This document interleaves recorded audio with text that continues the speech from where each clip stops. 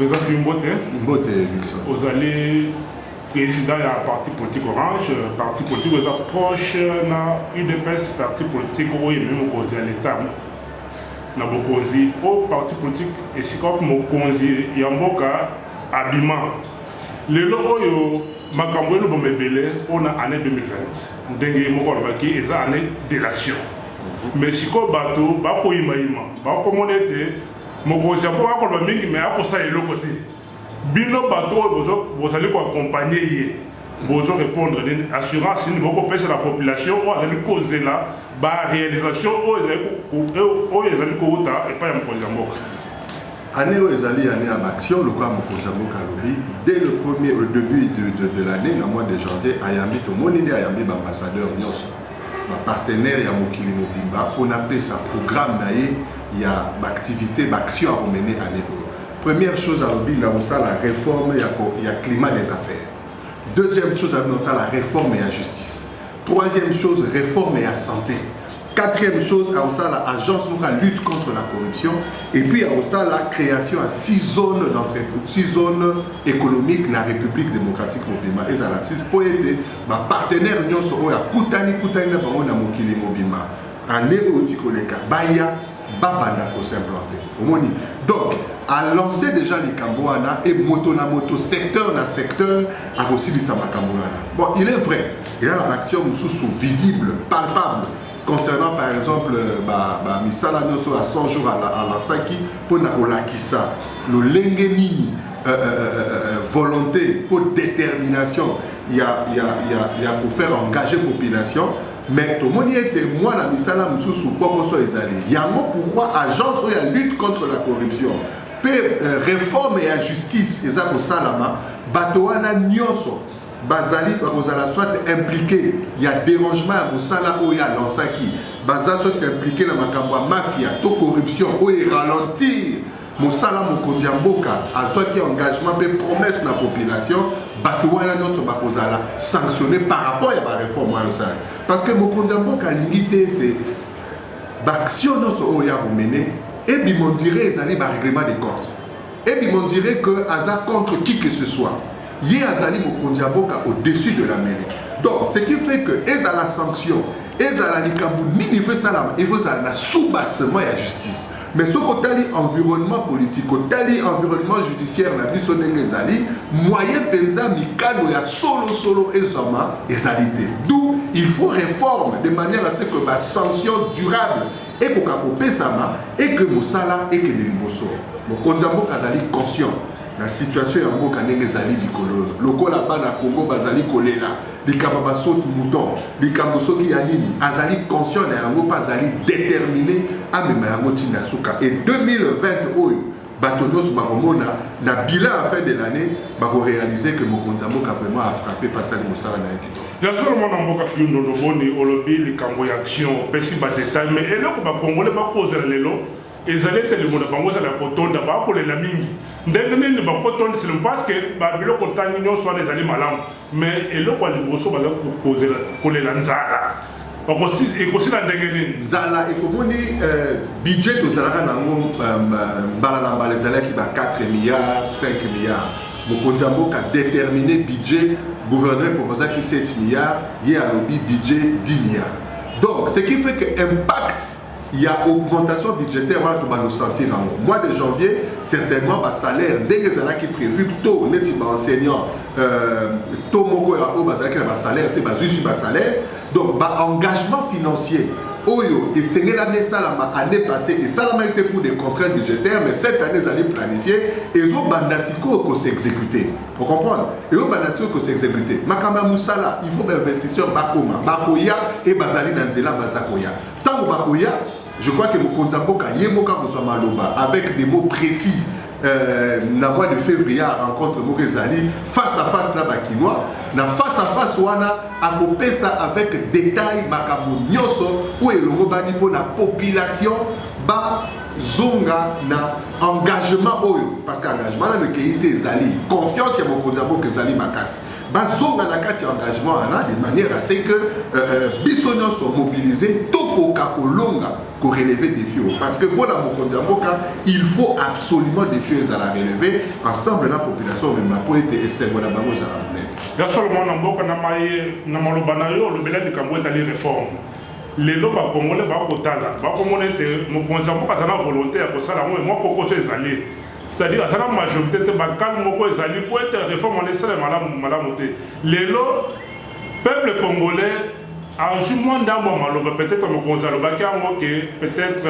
mpona kodissoudre te mais alakisaki bango so crise ekoti yango kosala yango mais bakongole lelo bakozela dissolution yango mpona yo olobeli bon omoni mokonzi ya mboka alobaki na ye na conditionnel mokonzi ya mboka alobi eke moto nyonso eloko nyonso ekoempêche ye à honorer engagement vis-à-vis de la population selon pouvoir constitutionnel na ye akomettre yango mopati soki assemblée nationale ezali obstacle mpo na ye à atteindre l'objectif na ye constitution epesi occasion ya kodissoudre yango parce que constitution eza kopesa ye eposé selon certaines conditions mpo na adissoudre yango donc mpo na mokonzi ya mboka azali tellement déterminé engagé pour le changement ezala effectif eloko nyonso ekose présenter lokola obstacle liboso na ye akotia yango mopanzi ocomprendre or ntango alobi ndenge wana population bango moko bacomprendre ke assemblée ezobima obstacle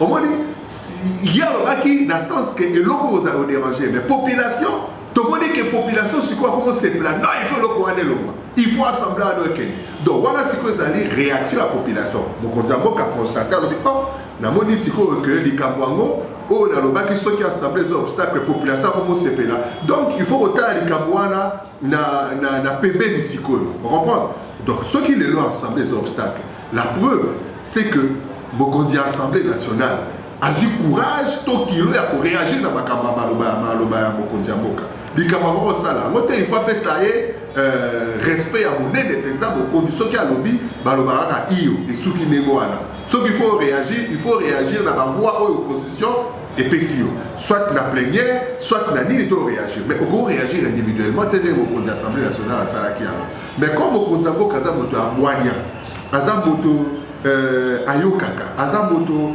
alingi tension baproblème na bato te aza likolo ya nyonso wana ye aza kotala intérêt ya population mais soki a constaté que assemblée nationale ekomo bloqué ye lokola ordonnance mosusu oyo batumoli ye bazotiala ordonnance oyo s'exécuté te nde makambo ya jekami to banini tout ça balingaki bapousse mokonzi ya mboka na comportement réaction ya kanda mais agéré yango abimi likolo ya makambo nyonso alobi makambo ya mike mike ekodestabiliser vision na ngai te parce que ceux qui ont la réaction impulsive, ils pouvaient imposer ça. Ça, c'est lui qui a la signature. Mais pour l'intérêt de la République, pour l'intérêt à Boka, à l'obi que non, et Fana non dégoana, n'acceptez dégoana, parce que l'humilité précède la gloire. Ami qui ici, à l'obi total à Gonogana, pour l'intérêt général, il y a Boka pour éviter l'attention.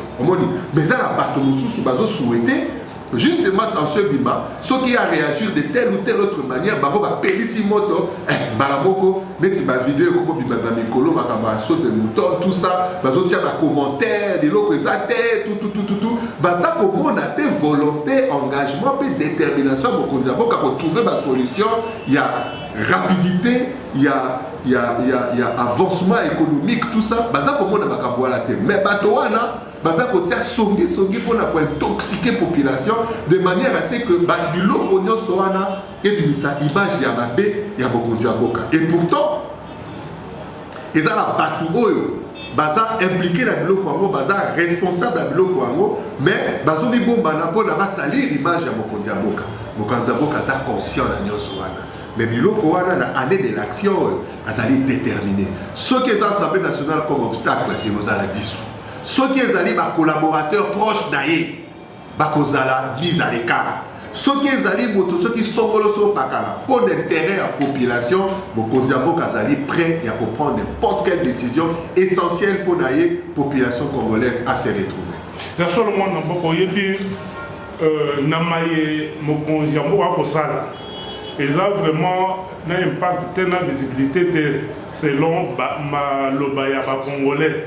Sikoyo okoki kosala ndenge nini pour que le peuple a découvrir maye mokonzi akosala pe amonde pe volonté ya mokonzi ya mboka po eza on dirait ça étouffé. Mais justement, il faut, et là, plan et salami, il y a miné des pétards pour étouffer justement l'action à mon parce que ma caméra ça les est belé et c'est ça la maison est belé et à monsieur c'est ça pour bimali banda monsieur c'est ça pour bimater. Alors mais ce qui est vrai, il faut absolument renforcer renforcer communication parce que ce que talipé là comment est-ce que batu baza ko lobate ko makamusala kitoko mo konzambo kaza ko sala baza ko lobela ngote parce que là où il n'y a pas d'information, là où il n'y a pas la communication, et ça na rumeur et ça au grand place. Rumeur ce que c'est sur place information à solo exact rumeur ou aller comme la vérité. On comprend? Maintenant il s'est communication, information et pesama d'une manière anticipative to nini même au contrat conscient donc ça biloko moko na 4 années action certainement dans le secteur où on a la communication et vous changer de manière à ce que bon wana solo au a transformé le peuple d'abord et au sala na mikoleza ya solo ya moto sisa mwana mboka filo no bone to ko kolekisa masona biso mkolo lelo te sans kolobela likambo ya 3e anniversaire ya Etienne Tshisekedi wa Mulumba, c'est-à-dire 3 ans déjà. Il fallait là la principe d'un mausolée lobby. Les premiers Mokondi a on dit papa Etienne Tshisekedi oyo azali Mokondi Mboka yamo azali source d'inspiration. Nazala Mokando on dit batangio Tshisekedi disait 200 citations il y a président Etienne Tshisekedi. Natanga kamo tous les jours pour nanaeba makanisi ba oyo leader charismatique, un homme de caractère, un homme, un visionnaire, au-delà d'être un leader politique charismatique, papa Feu Etienne Tshisekedi, c'est toute une philosophie, toute une pensée. Dans les années qui suivent, il faisait un cours moko pour repérer ça sur sa personne. Sa pensée, la façon d'agir, parce que Aza exemple la résistance, Aza exemple la constance, Aza exemple il y a tâchement, il y a vision, as exemple, il y a nos soins. Donc il y a non-violence, parce qu'il y a encore dans la catégorie, il y a personne non-violente, le coup là, Martin Luther King, Gandhi na Inde, Nelson Mandela l'Afrique du Sud. Donc catégorie, il y a la lutte moko non-violente. Donc pour moi, 3 ans après la mort du feu président Tshisekedi, je pense que la République, il faut capitaliser comme il se doit à qui Ngolo République a joué pour avoir une personne comme ça. C'est qu'a été sa personne, que tient ma espère dans les Bokemoko pour n'avoir bimisa. La réalité qui ont caractérisé sa vie de manière à ce que Azal effectivement un exemple à suivre pour les générations futures. Bisoba Oyo, Tozu grâce Ngolu, il y a approché président Etienne Tshisekedi à partir de la conférence il y a Genval. Et puis moi Tom Okewana Toye Kinshasa, Tozu formation la biso ya Souka. Mais formation a changé de façon la mission au sein de la politique à Osagalate. Donc pour moi, je suis fier d'être parmi ceux-là, génération peut-être il y a Souka, l'équipe état d'école, il y a feu président Etienne Tshisekedi, et je suis fier de faire partie de ces gens-là. Et j'ai de bons souvenirs dans ma réunion de ça, la compte à rassemblement, lobby, il est remplacé kaka moko, to phrase kaka moko. Mais Mouton Azamistique. Donc c'est ça en fait la personne de feu Etienne Tshisekedi. Et Dieu soit loué, nous avons appelé ça que nous sommes Moulouana, appelé ça que nous sommes dans la Moka, nous n'avons pas retiré à moi, le coup ne sommes pas naïe, et puis nous avons à permettre c'est que Félix Antoine Tshisekedi a comme Mokondi à Moka, quelqu'un qui suit l'exemple du père, pas seulement père biologique, mais en tant que mentor politique également, je crois que c'est déjà quelque chose de très bien. Il y a solo de comme la souka nationale sur le mais moi, le message n'est pas congolais n'a pas été rencontre le 15 février, dans le stade de Martyrs. Bon, le 15 février, et aux Arakafoukaf, dans le stade de Martyrs. Bon, on dit, Mokondi Mboka, à l'équipe, une année d'observation, une année à calmer la situation, la tension. bato ebele balobi bato mingi balobi que oh non mokonzi ya mboka aza na pouvoir te, mokonzi ya mboka aza dirigé, mokonzi ya mboka non. Mokonzi ya mboka azali mokonzi ya mboka Congo. Na Congo toza na mokonzi se moko oyo aza na signature oyo na puissance ya force ya koengager l'État. Mais seulement mokonzi ya mboka oyo toza na ye azali na battitude différent ya basystème ozoloka. Aza moto ya kimia, aza moto ya kosangisa, aza moto alingi ke mboka ekende liboso alingi ko exclure moto ata moko te, mais justice nde ce qui a sali réforme na yango yeda s'occuper na makambo ya dossier ya moto moko na moko. Alors pendant les 15 et c'est ngeli to nous mobiliser biso banso toya na stade de martyr to mona to yoka lolenge mokonzi ya mboka ye moko ako expliquer biso face à face mbunzu na mbunzu makambo to vision oyo azali na yango mpo na mboka lolenge nini ako matérialiser baction na ye et puis ndenge nini alingi tokoma vision na ye. Donc, tous nous mobiliser biso baso de mokola lelo. Donc, biso déjà ngane tazala mot d'ordre de ces pesami na kati ya parti orange na kati ya coalition cal l'association nyonso ba déjà mobilisé autour ya UDPS na ba lien nyonso o ezali parti ya phare ya mokonzi ya mboka. Donc, biso banso toza déterminé mobilisé pour être le 15 février voilà en tout cas stade voilà tout du Sarango et puis toya tous à la mobiliser pour l'intérêt à Mboka na biso. Donc voilà, message ezali kaka message appel monene pe encouragement biso tous à la nelikia en tant que peuple tous à la nelikia makasi plutôt faire confiance dans mokonzi ya mboka parce que volonté pe détermination à réussir ezali. Aza la besoin ya apport ya moko na biso, accompagnement ya moko na biso, soutien ya moko na biso po ete azwa pe makasi wana ya kokomisa biso esika oyo vision ya azali na pour l'intérêt ya population et koka ko se matérialiser. Voilà. Voilà tokuna suka mwana mboka. Merci. Mais mokolo wale ozalo pesi bois zui aller et puis asuyo. D'accord, to suka na balande biso. Tout le bateau sur la présent fille de bon nous bien madame bino moko boko juger kola bolandi bon je bino moko pese pas commenter le temps va commentaire pour ça payer pas conseil na bino et pour son merci. Merci beaucoup.